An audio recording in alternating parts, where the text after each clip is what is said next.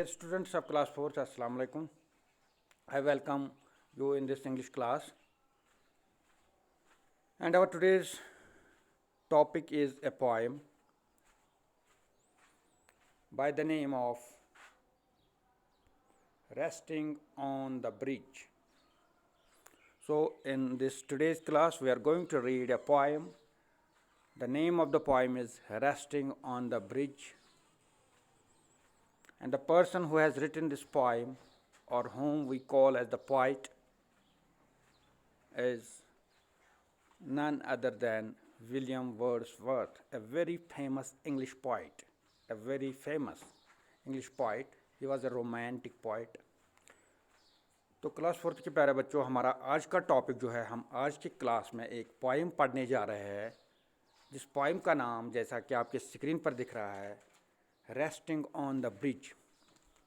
और इस पोइम को लिखा है, यानी इसकी शायर या इसके पोइट जो है, उनका नाम है, वो बहुत ही मशहूर अंग्रेज़ी के शायर थे जिनका नाम था William Wordsworth. So this poem is written by William Wordsworth. ये आपको याद रखना है, बहुत ही अहम पॉइंट है कि अगर आपसे कोई पूछे, क्वेश्चन पूछे कि हु इज़ द पर्सन और who is that poet who has written a poem by the name of Resting on the Bridge, so you have to tell him or her, you have to give the answer as it was William Wordsworth who has written this poem. So प्यारे बच्चों, अब आपको याद रहा होगा, उम्मीद है कि आपको पोइम का नाम अब दिमाग में है, रह गया होगा कि पोइम का नाम है रेस्टिंग ऑन द ब्रिज, और पोइम के लिखने वाले या शायर जो है वो है विलियम वर्ड्सवर्थ। तो इससे पहले कि हम अब पोइम को पढ़ें, मैं आपको इस पोइम का थोड़ा बैकग्राउंड दे दूं। ये पोइम, इस पोइम में शायर ने, अच्छा पहले मैं इसकी जो मीनिंग है वो आपको बताऊं। रेस्टिंग हो गया आराम फरमाना, आराम करना, आराम से कहीं बैठना। ऑन द ब्रिज, ब्रिज हो गया पुल यानी कदल कश्मीरी में, कदल जिसको हम कश्मीरी में बोलते हैं। तो शायर जो है या जो लिखने वाला है या स्पीकर इस पोइम का, वो एक पुल पर बैठा हुआ है। और पुल पर, चूंकि पुल हमेशा किसी नदी या किसी दरिया के ऊपर बना होता है, तो एक ऊंचाई पर होता है। तो आप इमेजिन कर सकते हैं कि एक पुल है जो कुछ ऊंचाई पर बना हुआ है। तो इसी पुल के ऊपर शायर जो है या स्पीकर जो है वो रेस्ट कर रहे हैं, वो आराम फरमा रहे हैं। और आराम फरमाते हुए वो बहुत सारी चीज़ें नीचे, बहुत सारी चीज़ों पर उसकी नज़र पड़ रही है। वो बहुत सारे हालात देख रहा है, बहुत सारी एक्टिविटीज़ देख रहा है, बहुत सारा जो कुछ हो रहा है वहाँ पर, उस सब को he is observing all that, and after observing he has expressed everything in this poem, what he सा और व्हाट ही ऑब्जर्व्ड। तो जो कुछ उसने देखा, उस सभी आसपास उस पुल के ऊपर जब बैठते बैठते या आराम फरमाते हुए उस सब की एक मंजर कशी की है, पूरा वो सीन बयान किया हुआ है इस पोइम में। तो चलिए अब आते हैं हम पोइम पर। और खुसूसन ये जो मंजर कशी की है उस पुल पर बैठे हुए सारे नज़ारे की, ये एक ख़ास सीज़न में, एक ख़ास जो साल का एक टाइम होता है, और खुसूसन ये मार्च का महीना है। तो बच्चों, प्यारे बच्चों, आपको थोड़ा आइडिया होगा कि जब मार्च का महीना आता है, तो मार्च के महीने में जो पूरा विंटर होता है वो ख़त्म हो चुका होता है। तो March is a beginning of a new life, some way we can say. हमें मार्च में लगता है कि जो सर्दियों में, जो विंटर में, जो मौसम सरमा में पूरी ज़िंदगी, जैसे ऐसा लगता है कि शायद जैसे सारी ज़िंदगी मर चुकी है। तो आप, क्योंकि आपने देखा होगा, हम देखते रहते हैं कि पेड़ों के ऊपर कोई जान नहीं दिखती है, उनके पत्ते सूखे हुए घिरे पड़े हुए होते हैं।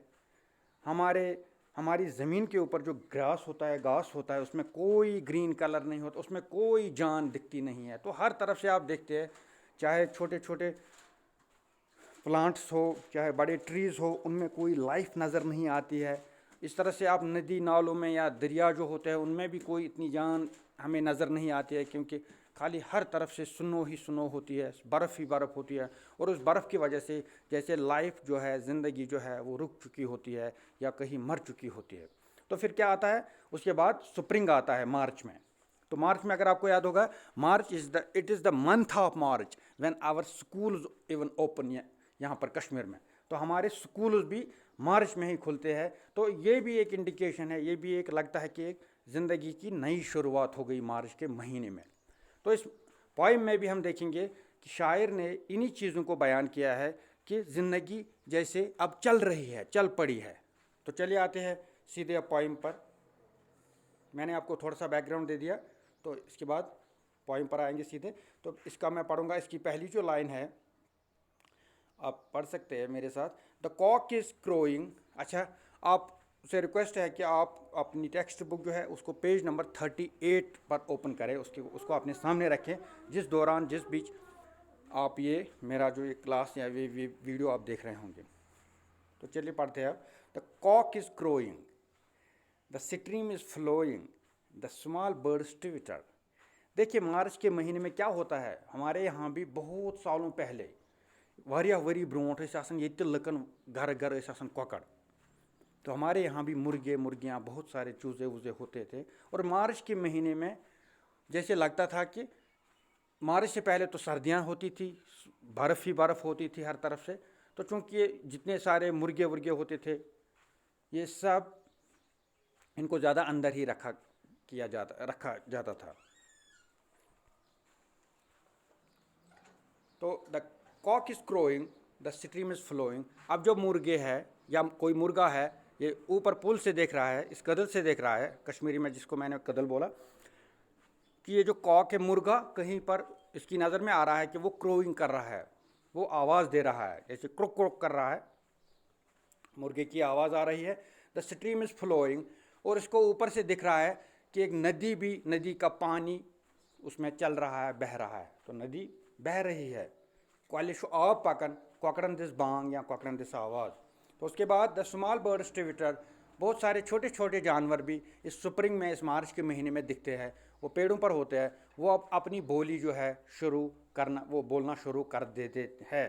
तो शायर अब देख रहा है कि कुछ बर्ड्स जो है, जानवर जो है, परिंदे जो है वो चहचहा रहे हैं, ट्विटर कर रहे हैं। तो चहचहाना, बार बार कोई आवाज़ वो देते रहते हैं। तो उसके बाद चलिए थोड़ा सा आगे यहाँ पर, the green field sleep in the sun. अब देखिए मार्च के महीने में चूँकि सूरज की गर्मी थोड़ी बढ़ जाती है। तो इससे पहले तो विंटर था, विंटर में खाली ठंडी सर्दी, घरों के अंदर लोग बैठते थे, ज़मीन पूरी मर चुकी थी। लेकिन अब जो ऊपर से धूप आ रही है, सूरज की धूप, उस सूरज की जो रोशनी है उसमें अब काफ़ी जान है, उसमें भी गर्मी है। उसके नीचे जैसे ये पूरी ज़मीन जो है, ऊपर सूरज की धूप है, नीचे जो ज़मीन है ये जैसे आराम फरमा रही है, सोई हुई है सूरज की गर्मी के नीचे। The green fields sleep in the sun. ये जो ग्रीन फील्ड्स है, ये जो हरे भरे खेत है, ये जैसे लग रहा है कि ऊपर धूप चमक रही है, सूरज की नीचे ये आराम कर रहे या ये सो रहे हैं, सूरज के नीचे ये सो रहे हैं। तो उसके बाद the oldest and the youngest are at work with the strongest. अब क्या है, अब चूंकि मैंने आपको कहा कि आपके दिमाग में भी होना चाहिए कि ये स्प्रिंग का टाइम है या मार्च के महीने का टाइम है। और मार्च के महीने में हमारे यहाँ भी हमेशा, मैंने भी देखा है, आप सभी ने शायद देखा होगा कि विंटर के बाद ही मार्च के महीने में लोग घरों से निकल के खेतों की ओर रवाना होते हैं, खेतों में थोड़ा काम शुरू करते हैं। तो इस काम के दौरान ये जो काम की नई शुरुआत होती है, छोटे बड़े और बूढ़े बुजुर्ग जो कोई भी घर में होता है वो सारे इकट्ठे मिलके काम करते हैं। इसीलिए कहा है यहाँ पर द ओल्डेस्ट, जो बूढ़े हैं बुजुर्ग हैं, एंड द यंगेस्ट, जो छोटे बच्चे हैं, और एट वर्क, वो सब काम पर लगे हुए हैं। ये ऊपर से देख रहा है ये मंजर। विद द स्ट्रॉन्गेस्ट, जवान लोग जो मजबूत है, ताकतवर है, उनके साथ वो मिले हुए सभी इकट्ठे काम कर रहे हैं। तो इसका मतलब सारे बिजी है काम करने में। उसके बाद द कैटल आर ग्रेजिंग, और अब कैटल की बात आ गई। माल मवेशी जो होते हैं घर में, जैसे गाय है, जैसे बुफेलो है, जिसको हम भैंस बोलते हैं, आपकी कैटल है, बाकी जो शीप वीप होते हैं, शीप गोट होते हैं, भेड़ बकरियां होती है, वो उनको सबों को हम कैटल बोलते हैं। और ग्रेजिंग, वो सब घास चरने में मस्त है। ये ऊपर से देख रहा है शायद, स्पीकर बोल रहा है कि मैं ऊपर से देख रहा हूँ कि जो माल मवेशी है वो घास खाने में मस्त है। तो इसका मतलब अब ज़मीन जो है इसमें घास उगी हुई है, काफ़ी काफ़ी हम बोलेंगे काफ़ी क्वांटिटी में, काफ़ी घास जो है वो उग गई है। अब ये घास खा रहे हैं खेत में। So the cattle are grazing. उसके बाद their head is never raising. देखिए ये बात अच्छी है। हाँ, इस बात से पता चल रहा है कि how much the cattle are enjoying this grazing. वो अब अपने सिर नहीं उठा रहा है, वो अपने जो सिर है इस तरह से खाने में मस्त है कि वो अपना सिर भी नहीं उठा रहे। कोई सारे जो है झुके हुए अपने सिर लगा के खेत में जहाँ उनको सब्ज़ घास मिलती है वो खा रहे हैं। तो वो इतने मसरूफ़ है, इतने बिजी है, they are not even raising their heads. वो सिर भी नहीं उठा रहे, इतने खुश है वो कि उनको इतनी सारी बहुतात में अब घास मिल गई है, इतनी सारी क्वांटिटी में घास मिल गई है, ग्रीन ग्रास। तो उसके बाद there are 40 feeding like one. तो ये इसको दिख रहा है, शायर को दिख रहा है, पॉइंट को दिख रहा है कि ये 40 कैटल है, 40 जो है गाय हैं, भैंसें हैं, लेकिन इस तरीके से ये एक लाइन में बैठे हुए और खा रहे हैं घास कि जैसे एक ही है। सारे उन्हें कल अपने जो है सिर हेड जो है वो झुकाए हुए हैं। तो दूर से देखे तो जैसे एक ही है, जैसे अलग अलग नहीं है, जैसे बहुत सारे है, 40 है, लेकिन इस तरीके से झुके हुए हैं, अपने सिर जो है इन्होंने झुकाए हुए हैं, इस तरीके से खाने में मस्त है। एक ही मूवमेंट में नीचे खा रहे हैं, एक ही हम क्या कहेंगे एक ही पोजीशन में खा रहे हैं कि लग रहा है कि कहीं ये एक ही जो है, चाहे गाय हो या भैंस हो। तो ये 40 नहीं दिख रहे हैं। तो उसके बाद like an army defeated the सुनो हैथ रिट्रीटेड। अब और एक पॉइंट आ गया। देखिए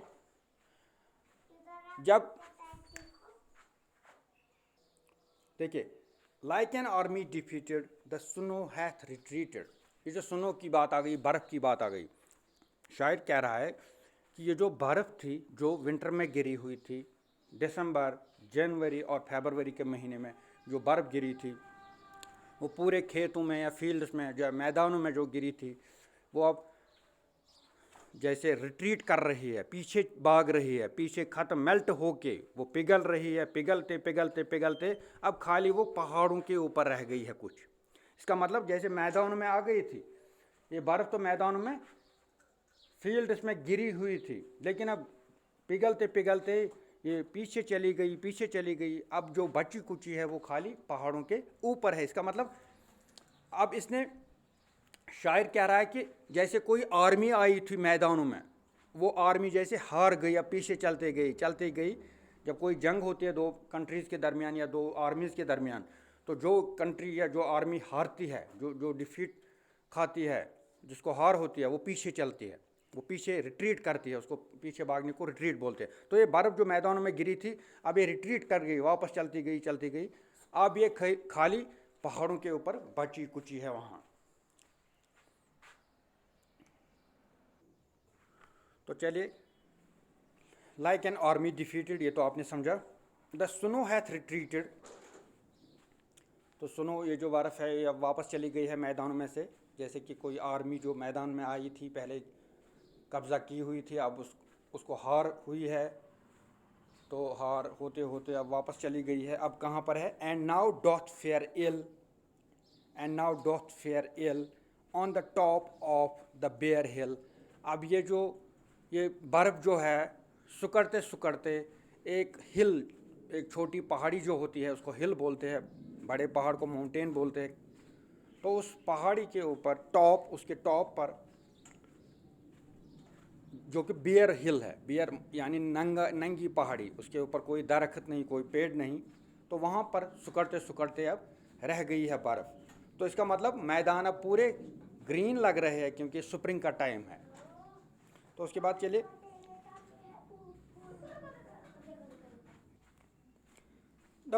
यहाँ से अब the plough boy is whooping,